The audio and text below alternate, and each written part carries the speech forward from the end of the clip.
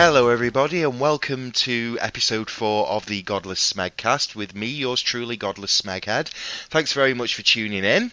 Very, very grateful to you all for the feedback I've had for the past few episodes. Everybody seems to like the question and answer format, which is great. As I've said on Twitter, the 20 questions that I ask provoke 20 sub-questions, so the conversation can really go anywhere. My guest this week is a gentleman called John Bullock. His Twitter handle is Beagrie, B-E-A-G-R-I-E. Had a great chat with him yesterday. John was a fascinating guy to chat to, reet rum Yorkshire lad, and he's a great tweeter. As we say later on in the podcast, we've been following each other for about a year now. Always enjoy seeing his tweets. He's an aspiring writer. He has his own YouTube channel in which he goes on and I call them video diaries, but he calls them rants. They're far from rants. They just basically highlight what's going on with the world and what's wrong with it. So all power to him. So yeah, he's a great guest. You'll be hearing from him in a second. On Tuesday, I have Crystal Contempt coming back on. She's going to face my 20 questions, and hopefully we'll get some interesting answers out of her. I will ask her to elaborate on Atheism Plus, on Visa Brevi, on Oolon. So I'm going to have Crystal on sometime on Tuesday. I'll probably get the podcast uploaded Wednesday or Thursday, but I hope you enjoy this week's guest.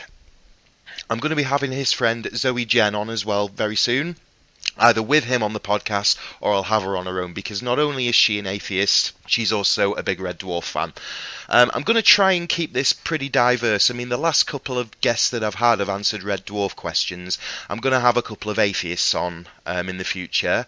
Obviously, Crystal Contempt, who's also a dwarfer, but I'm sure she'd want to answer the atheist questions. I'm going to get Lady Satan back. There's a few people. Atheist Sam, who filled out my form on the website. Okay, without further ado, let's get to John Bullock. Great guy, and I think you'll like him. Enjoy.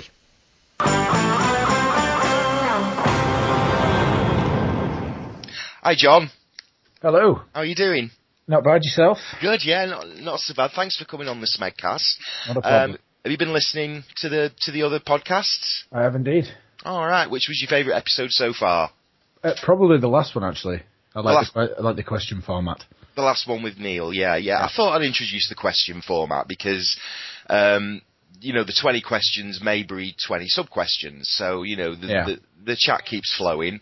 Okay, so you have chosen to answer the Red Dwarf questions, is that right? Well, yeah, talking about Red Dwarf's far more interesting than not talking about God. That's true. Or talking about there not being a God. Yeah. Yeah. Okay, well, what I'll do is I'll get cracking on the Red Dwarf questions for you. Okay, now you probably have an idea of what these questions are, but I'm sure you've got your own answers, because Neil last week gave some really good answers, so... Yeah. Okay, question 1, John. Do you use the word smeg in everyday life? And if you do, give us an example of when you used it and if it generated a reaction from someone. I use smeg quite often to replace the F word. That's my substitute word for saying... Well, are we swearing on this podcast? Mm-hmm. It's my substitute for fuck. Yeah. When was the last time you used it? Probably a couple of days ago. It was actually on Twitter when I said what the smeg instead of what the F. But I have stopped short of saying WTS because that would just confuse people. It probably would, yeah. I mean, they'd probably think it was what the shit. Yeah, true. Maybe. Which I have heard said before. I've had someone say, I've heard what the fuck, obviously, we all have. Yeah. I've heard what the smeg, but I've also heard someone say, what the shit was that? So I've seen WTH recently, so I suppose people must be open to different acronyms. Maybe. So, with smeg, have you ever made anyone crack up laughing when you've said it? I don't think so, because I don't know many Red Dwarf fans in real life. So people just look at me blankly when I use the word. I did know a lot of Red Dwarf fans when I was younger in school. In fact, one of them's the reason that I came across your account is Rog Saville. Rog, yeah, what a guy. Yeah.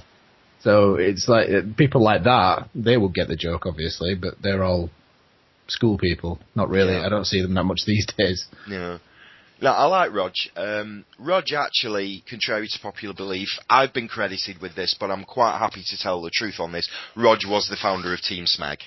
Ah. Team Smeg is a thing on Twitter. If you look at a few of them, I've seen that. You've seen it. You've seen Crichton and Dave Lister-Hardy and Holly Hardy do it. So, yeah. He was actually the originator. And I kind of appropriated it from him on my profile, and then it just went from there. So, No, he's a good guy, and he's well worth your follow. Yeah. Okay, question 2, John. What's your favourite episode and why?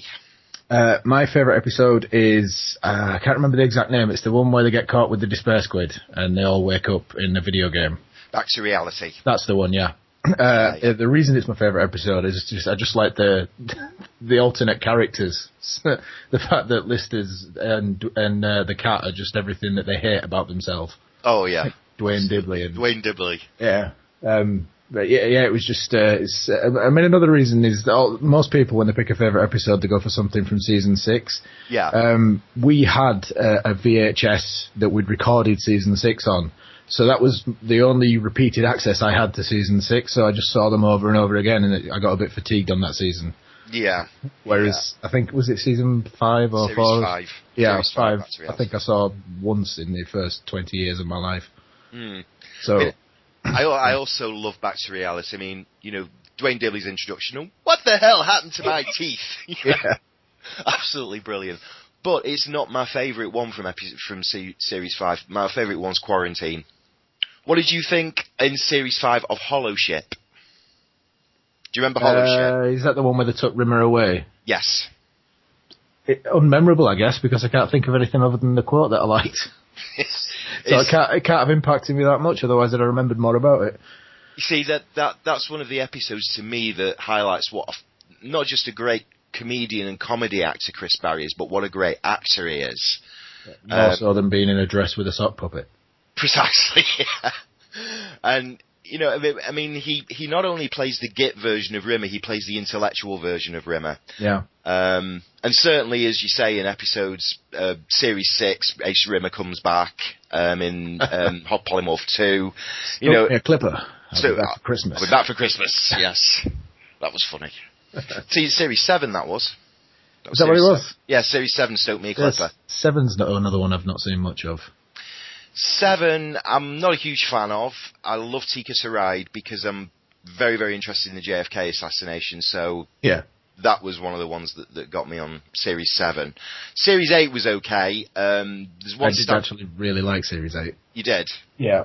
Just that opening scene, on the bunk beds where they're talking about the 80-year-old guy who's had a baby or something. Just that scene, for me, pretty much epitomised the sort of humour that you get all through Red Dwarf. Yeah, and also the delayed fight was good. Yeah. But the standout episode for me in Series 8 was Cassandra. Yeah. Fantastic episode. That, to me, rates with anything from Series 3 to 6. Yeah. That particular episode, it was great. From the last one, you didn't sound that big a fan of 1 and 2. I am. I love 1 and 2. Well, I mean, relative to the rest of it. Obviously, you're a big fan of all of it, but... Yeah. I mean, I love all of it, and I do love 1 and 2. It's just that I find Series 3 onwards a bit more palatable.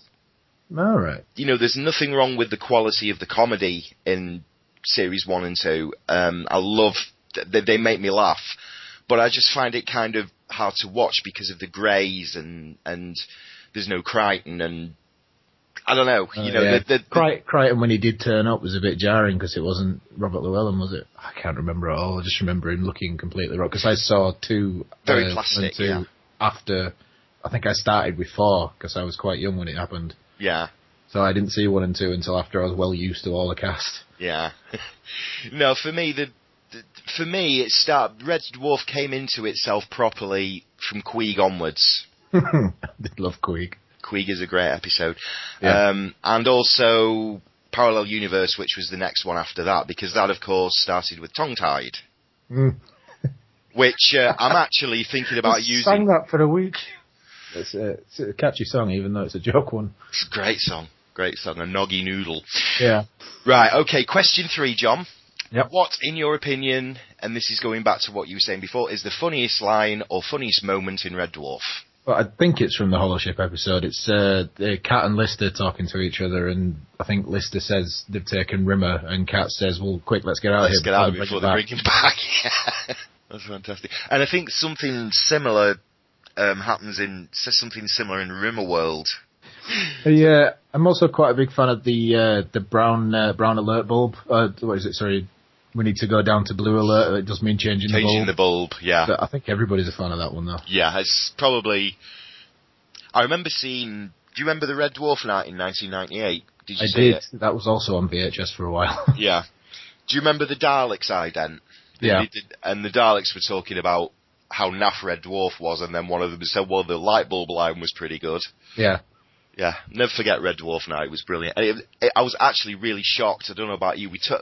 I actually touched on this, but it was edited out with Neil last week. But I was really surprised to see Patrick Stewart on there. Talking about calling his lawyer. Yeah. That's a great story, isn't it? Yeah. That's a great story about him reaching for his phone, dialing the number, and then laughing. So that's probably the best way to become a Red Dwarf fan, is just to take you by surprise. Okay, mate, question 4. Yep. What was your opinion of Back to Earth and Series X? Series X I liked, but I wouldn't put it anywhere near the top of the seasons. Back to Earth, I was a bit lukewarm on. I think for me the biggest drawback was the no audience part. Yeah. I think it lost something without having people laugh at a laugh track or something. Some people don't like the laughter track because they feel as though they're being insulted, being told how to laugh. But for me, the laughter track adds to the atmosphere. Yeah, and I agree with that. Sometimes the laughter track makes the line funnier. Especially when you can hear somebody in the background just going, yeah, and there's plenty of them. One of my followers, and I'll just give him a shout out, Chris Tajinski, and I think I've pronounced this right, actually went to watch the beginning being filmed, being recorded. Wow. And he said that's his favourite episode from Series X because he was there. Yeah. Being an atheist like me, you must have enjoyed Lemons. Yeah, I might have to refresh my memory on that one. It's the one where they meet Jesus. Oh, yeah, yes, Yeah. I did like that one. And he's like, it's not even the right Jesus, is it? It's just a common name. Jason, get your Jesus bags. Yeah. Yeah, absolutely. No, I did enjoy Series X, but like yourself, I wasn't keen on Back to Earth. What was it about Back to Earth that you didn't like, or perhaps thought it was wanting? Well, as I said, I did think it could have benefited from a laughter track or an audience, but I can't pinpoint one specific thing I didn't like. Maybe it just all didn't go well together. The one thing I did like that I think you and was it Baz last week pointed out that you didn't like was the meta-ness of it, the self-referential stuff, and I actually like that. It wasn't that I didn't like it, it's just that I could have done with it without being in Coronation Street. Well, yeah.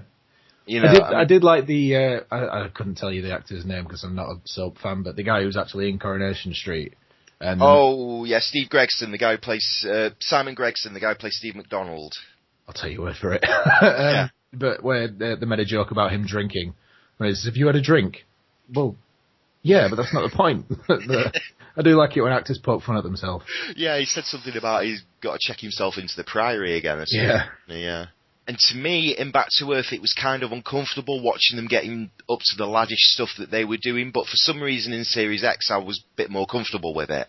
I don't know whether Back to Earth had prepared me palate for it. I don't know whether that's something you thought either. I remember looking at some of the teaser trailer things they put on YouTube for Series X and thinking, Jesus Christ, they look old.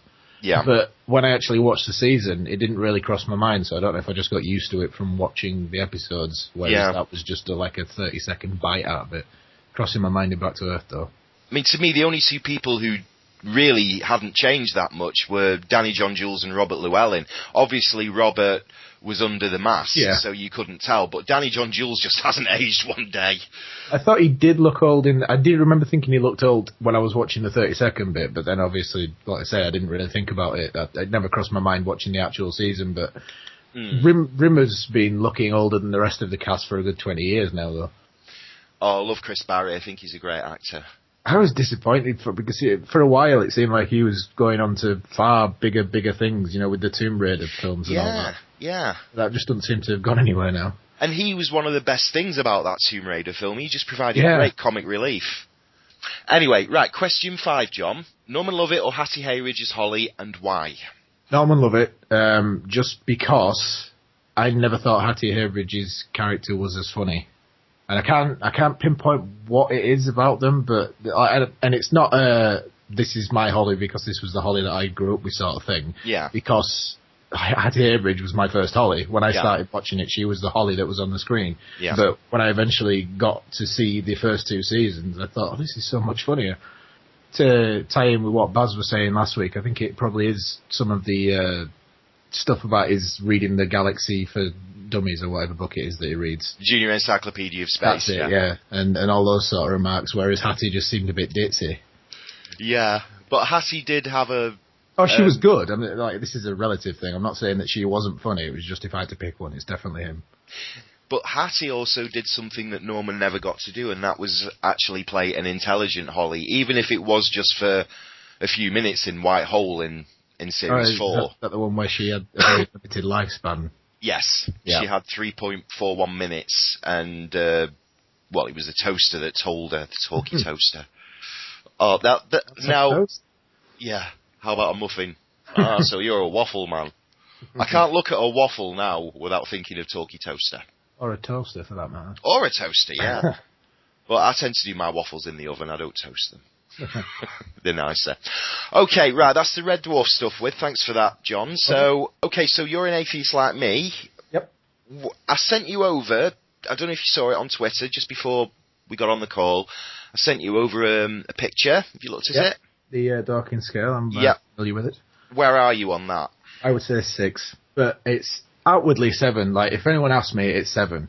But that's kind of like, you know, when somebody breaks up with someone and the other person's not happy about it, and they have the long they just won't let them go, sort of thing, and they have the long conversations, and then there's a famous line that comes out of it, like, so you're saying there's a chance?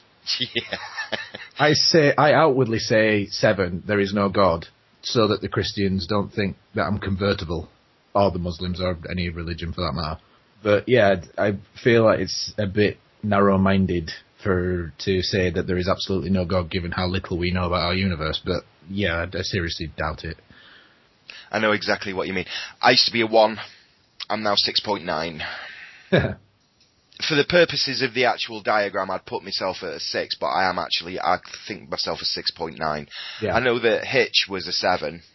He was a definite 7. He was very, very self-assured. Right, that's another question. Christopher Hitchens or Richard Dawkins, and why? That's a tough one. I would probably go Dawkins, just because I've read more of his books than I've read of Hitch's stuff. Yeah. But that's the only reason. I can't really think of another reason to pick between them. I do think Hitchens is funnier. Dawkins can be funny. I don't know if you've seen his hate mail video, but... Yes, yes, I have seen that. Yeah, and also his statement, science is interesting, and if you don't think so, you can fuck off! Yeah. No, he has his moments, but I would say Hitchens overall is probably a little bit funnier, for me, my taste. And I miss him so much, I don't know about you. It's just... Yeah. It was good knowing he was out there at the time, even though he was suffering, and we knew that it was probably going to be the end, but it's just such a shame. And I look at his brother and I think to myself, for fuck's sake, you know, how could such a fuckwit be the brother of such a genius, you know? What, has Twitter changed your view on atheism, or has it reinforced it? Oh, no, it's changed my view on atheism, but not in terms of whether I believe in God more or less. It's changed my view on atheists. In what way? In that I wasn't aware there were as many atheists that are horrible, horrible people until I got on the internet and found Twitter and found all the atheists that are on there. Now, are we talking about a particular brand of atheists or a branch of atheists, or are we just talking not a particular brand, just people who make a statement about their atheist, people who publicly state that they're atheists, people who have it in their bio, for example. I think there is a disproportionately large amount of those on Twitter that are just total knobheads. The kind of knobbery I'm talking about is the actual like race, the proper racists, or the ones that come out and say like God might not be around to hate fags, but that doesn't mean it's right, or something like that. The atheists that aren't humanists, yeah. Basically. And there are plenty of those around, and I've seen them. There are plenty of the ones that you mentioned as well. Yeah. Okay, right, we'll go on to the generic questions. Now, also, I have changed a couple of these, because I did pose some to Neil last week, but unfortunately, a couple of them he was a bit stumped on, so I've reworked these a little bit. So, question 6 is still the same. What is your favourite song and why? My favourite song is Blink-182, Feeling This, and it's, I know that sounded pre-prepared, but that's been my favourite song for a good 10 years now. Yeah? And the reason is, other than the fact that from a musical standpoint, I really like the way it's put together, the other thing is it's just, at the time it came out, it was one of those situations where the lyrics really tuned into what was going on in my life at the time. So it was an important song for me at the time, and it's just never really gone away. I'm afraid I've not heard that one. In fact, I'm not really familiar with Blink-182. You would think I would be, with me loving rock music since the late 70s. I'm not one of these people that jumps on people who say Blink-182 out a rock band. They're a pop-punk band. I'm not under any illusions on that one, so I wouldn't expect you as a rock fan to know much about Blink-182, because they're only one step towards punk away from pop. Right, question 7. What's your ideal job? Writing. That's what I'm trying to accomplish on the internet at the minute. For my listeners, John actually has, you can follow him at Beagrie, Beagrie, but he also has a Twitter account for his writing endeavours. Is that not right, John? Is it J Bullock Books? Yeah. It just seemed to make sense because the Beagrie account was getting quite swamped with arguing with the aforementioned atheist knobheads. Yeah. And a few non-atheist knobheads. And I understand you've written, is it a novel about zombies that you've had published? Yeah, the bio on the J Bullock Books account is something like, has written a self-published zombie novel like everybody else on the internet. It seems to be a very, very popular growing thing, doesn't it, zombies? Yeah, in my defence, it wasn't as popular when I started writing it, but it was probably still too popular for me to think it was original. Yeah. Have you actually thought about writing something for the screen, like doing a screenplay or something? I have dabbled with scripts, but it's a different technical set, isn't it? You need to know how to lay it out for it to make sense to people who know what they're doing, and I just thought, until I can actually make some headway as a writer with just the prose, then it's probably a bit lofty to start thinking I can do it. I did write a radio script for a BBC competition, but as you can probably tell by the fact that I'm not the author of a radio play on the BBC, it didn't get accepted. Okay, Lord of the Rings or Harry Potter, or Star Wars or Star Trek? Okay, I would go Star Trek over Star Wars, just because I spent more time watching Star Trek than Star Wars. I mean, through most of my childhood, there were 3 films to go on, whereas there was 2 seasons of Star Trek, I think maybe even 3 seasons by that time. Yeah, the original series. Next Generation and Deep Space Nine, Voyager were the ones that I watched most. So, yeah, I would go Star Trek over Star Wars, but only marginally. I don't in no way say that it's better. Star Trek, which would you say was the best series? The original, Next Generation? Next Generation for me. Yeah, I'd agree. And First Contact would be my favourite Star Trek film, excluding the new blockbuster Chris Pine ones. I agree with you on the Next Generation. And is it just me, John, or did you find the series Picard and the movie Picard to be 2 totally different people? Yes. Yeah, they definitely pulled out Hollywood Patrick Stewart for those. This is why, I do like First Contact. On the surface, it's a very, very technically brilliantly made film. Yeah. Special effects are great, the acting's great, but Captain Jean-Luc Picard is not there as far as I'm concerned, and somebody's taken over his body. They did try and explain it away, didn't they? That it was the whole Borg thing screwing with his mind. But yeah, it did seem very out of character. But why did he not act that vehemently, if you like, when they encountered Hugh in I, Borg? I suppose we'd probably be able to find more plot holes if we were to examine the entire series and all the films. Okay, question 9, John. Okay. What's your favourite film of all time? Possibly Hackers, because it's the first one that came to mind when I tried to think of a film I like. All right. Johnny Lee Miller, Angelina Jolie, is that the one? Yeah. I watched that the first time back in the days when I was very naive about computers. So obviously I thought that's what using computers would be like, the waxing lyrical about the 26k baud modem and all that sort of thing.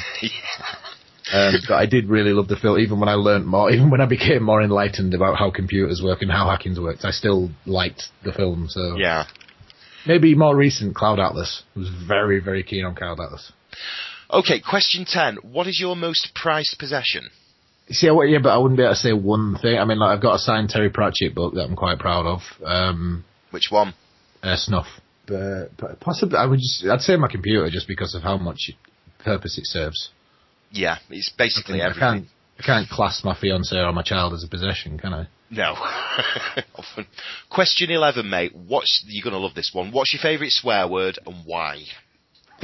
Well, to be honest, I would say Smeg, just because it's been a very valuable replacement in the light of me having a child. Although fiancée does sometimes get a little bit annoyed because she knows what word I'm replacing and she's worried he's going to start saying that.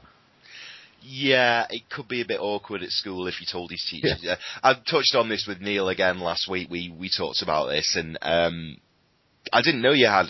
Was it a boy or a girl you've got? He's a boy. Boy. Right, okay. How old is he?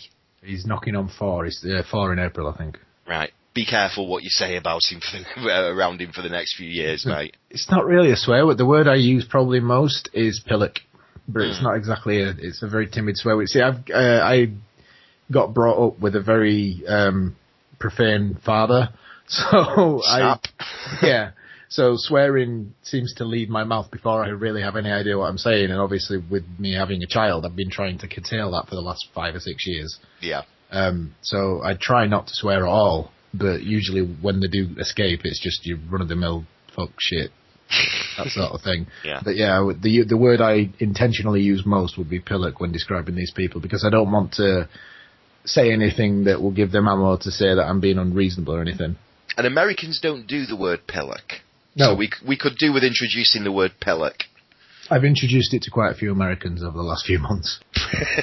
Okay, question 12. If you could go back in time, John, and change a decision you'd made, where would you go and what would you do? Probably college and give myself a kick in the ass. Yeah. I was just completely aimless when I was, at the point where I should have been making some decisions about my future. I went straight to college from school, did a computer course, but by the time I'd finished the computer course, one, I had no interest in doing a computer job, and 2, there were no jobs really because that many people were doing computer courses. So, I guess 3, when you're 17, 18, you've got better things to do with your time than study. Yeah. And that's go after girls and drink and, just be a young lad. Yeah.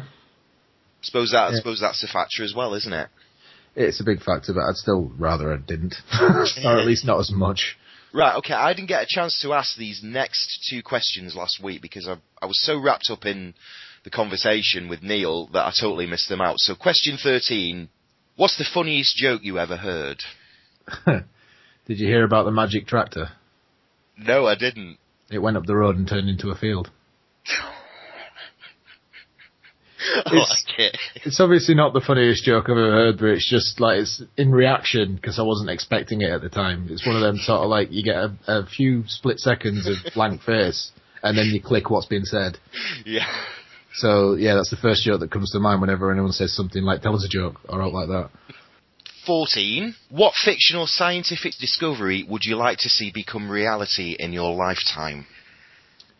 It's a toss-up between some way of travelling fast enough to get away from this planet, because that's going to need to be done at some point in human history if we're going to be around long enough, or the Star Trek-esque replicators, because our other big pressing concern is resources. I would have gone with the holodeck as well myself. I'd have gone with the holodeck. I was thinking more altruistically. That's obviously that's a recreational thing. I'm thinking human survival. But a holodeck and replicators are all part and parcel of each other because... That's true. So it's basically the same technology. So yeah, replicators, transporters, yeah. As a Star Trek fan, I can dig that. Transporters I would have on the bottom of the list of Star Trek technology that we needed. But they would be cool. Number 15, John. The best book you've ever read and why you loved it so much. Night Watch by Terry Pratchett. And it's just the whole story gripped me. I don't know if you've read it, but it's... do you know Discworld, Terry Pratchett, in his fictional world? I've read Mort. I've read Good Omens. And I think they're the only 2 Terry Pratchett books that I've read. Well, obviously, Night Watch is in Discworld, and it follows the commander of the City Watch is one of his favourite characters, or at least to judge by the amount of books he writes about him, it's probably one of his favourite characters, because there's like 8 City Watch books. Yeah. And he gets, through some sort of magical accident, he gets shunted back in time 30 years, and he ends up, along with this criminal that he's chasing at the time, and he lands 30 years ago in his past in the city. But the criminal who also gets sent back in time, finds himself face to face with this guy who he kills. The guy turns out to be the copper that trained the main guy, if you get what I mean. So then he ends up pretending to be the guy that trained him when he was a kid, so he's training himself.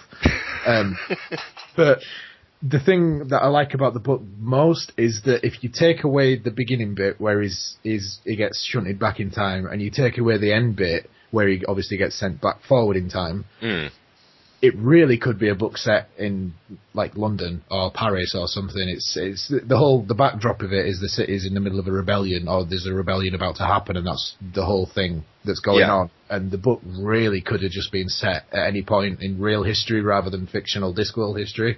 It's just, it happened to be set in Discworld, but the story itself really wouldn't take much tweaking to make it like a historical sounding story rather than a science fantasy story. Okay, question 17, John. Okay. Do you believe we're alone in the universe? No.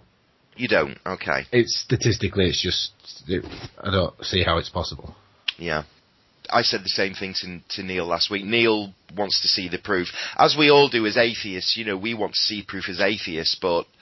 I could kind of get his point from the useless argument stance in that, yeah, they might be out there, but unless they're actually going to come to us or we're going to go to them, what difference does it make? Yeah. So I get that argument. But the argument that I put forth is, what if they're technologically incapable of making themselves known to us? No, I agree, but if they are technologically incapable of reaching us or even communicating with us, it's kind of a moot point. Precisely. But, no, I just think that's an interesting question. It doesn't make you an alien or a UFO nut I definitely don't think there are aliens among us. No, I don't either. And to me, when you see these things floating about in the sky, they're UFOs. That's exactly what they are. They are unidentified flying objects. Nothing to do with aliens. It could be test aircraft. I mean, I'm very much of the opinion, I don't know about you, John, but... Area 51, I believe, is just an Air Force base. Yeah.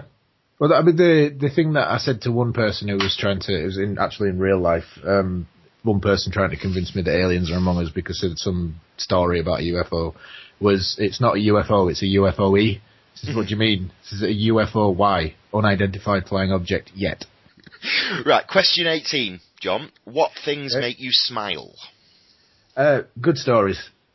Any sort of, and it doesn't matter about the medium. It can be a film or a book or audio player or even a song. But if it elicits any sort of significant emotional reaction, then I like that. Which is probably why I'm trying to do it myself. Yeah. Right. Question 19. Opposite end of the spectrum. What things make you cry? Apart from onions. Probably the same thing.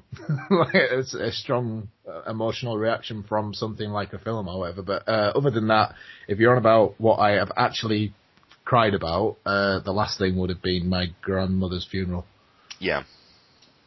So how long ago did she go? Be 6. Actually, both grandmothers died at some point. So one of them was in college, so that would have been 18, and the other one was more recent, about 5-6 years ago. Right.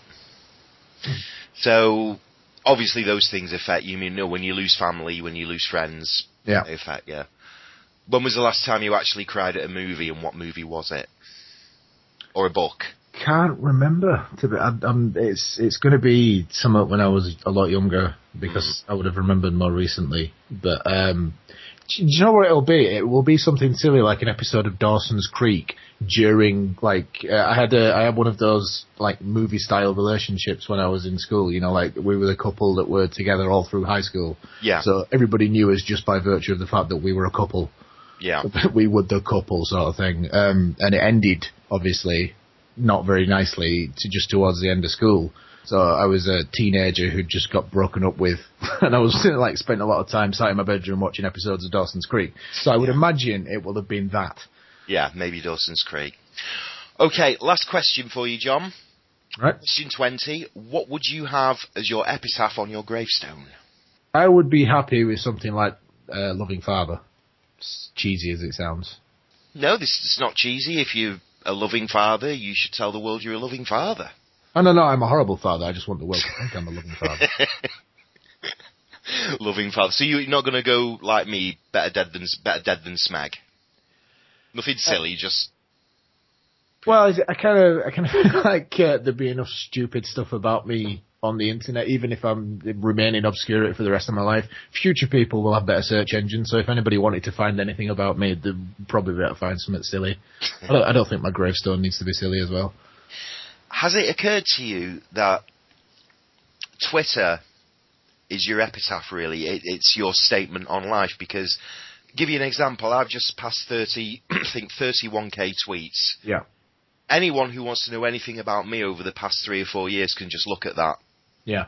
Well, I mean, my policy, if you like, with tweeting and anything on the internet, including Facebook, which is behind I don't public everything that I say on Facebook, but is generally to not say anything that I wouldn't want everybody on the internet to see. Yeah. Like, even if it's something that not everybody on the internet shouldn't see, there is always a likelihood that, like, the email will get hacked or Facebook's passwords will get ripped out or something stupid like that. So I don't tend to say much personal stuff, because there's not much personal stuff I can say that doesn't involve my fiance and my child, and obviously they've not consented for me to air their dirty laundry all over the internet. I don't have much of my own. Do you like Facebook? Do you still use it regularly? Only because I'm forced to by family. Like, it's the only one. That's the only one that they use. Although my brother did recently join Twitter, so that's worrying. Have you noticed in your real life that whenever you say you're on Twitter, people go, "Oh no, I don't do Twitter. I only do Facebook." Have you got those people in your life, or? Just about. The only people I know in real life who actually use Twitter is Roger, obviously. Yeah. There's a girl I know called Sam, who from the same school. She'll know Roger as well. Yeah. And then that's about it. I mean, the Zoe that we've mentioned off podcast, I will have met her in real life later this week, so I suppose that technically counts, but at the minute she's still just an internet person. Yeah, and I do intend to interview Zoe, because she's also a dwarfer. Yeah, which I didn't know. I didn't know either. I mean, I think the first time that I became aware of Zoe is when you were talking to her and you were talking about her being over here this week. So I'd like to get her on the Smegcast and get her thoughts, because she's an atheist as well, isn't she? She's a big attention whore. She'll come on. Oh, well, cool. Is she an atheist as well? Oh, yeah. All right, cool. Okay. My favourite kind of person, a godless smeghead like myself. Yeah. That wraps up the questions, John. Been great talking to you. Until today, you were a name on Twitter. To me, now you're a person. To me, now you're another friend. The reason why I love doing this Smegcast is I want to get to know the people behind the Twitter handles. Yeah. Want to have you back on. I'll probably have you on with Zoe, and we'll fine, mate. We won't do the 20 questions on that. We'll just hang out. We'll talk about Dwarf. We'll talk about movies. If you're both fans of Breaking Bad, we'll talk about that, and we'll definitely talk about Game of Thrones. Yep, I haven't seen Breaking Bad yet. We watched like the first 2 episodes and never got around to watching more. Right, okay. Do me a favour, John. Okay. Watch Breaking Bad all the way to the end. Ask Mr. Oz Atheist, because he did the same thing and he absolutely loved it. And it's all I will say to you, there's some very, very dodgy finales to series out there, but the finale of Breaking Bad is perfect. All right. Anybody you'd like to say hello to, or any websites or any plugs you want to give before we wrap the Smegcast up? But just hello to anyone who's listening, really. There's nobody specific. Well, you're going to have Zoe on, so... Yeah. As far as plugs go, if you just look at the top of my Twitter, there's a link to an about.me page. That's pretty much got links to everything that I'm doing at the minute. You're an author, you're a tweeter, you're an atheist, you're a smeghead, and you're a filmmaker as well. You have you make kind of video diaries on YouTube as well. It's more just talking about some of the does. It's half of the people that I know on Twitter at the minute I actually met through doing the video thing first. Yeah. I just thought I'd give it a go, and it seemed to pan out a lot better than I thought it would. And we've been following each other for a while now, haven't we? About a year or so. Something like that, yeah. John, it's been an absolute pleasure having you on, mate. Thank you very much for your time tonight. Yeah, no problem. Follow him at Beagrie, Beagrie. You can also find his YouTube channel, and you can also find his Twitter, J Bullock Books. Will give you an idea about his writing career. Okay, take care, John. Thank you very much, mate. And I'll speak to you either on Twitter, or we'll have you back on the Smegcast soon. Okay. Thank you very much. Cheers, mate. Bye-bye.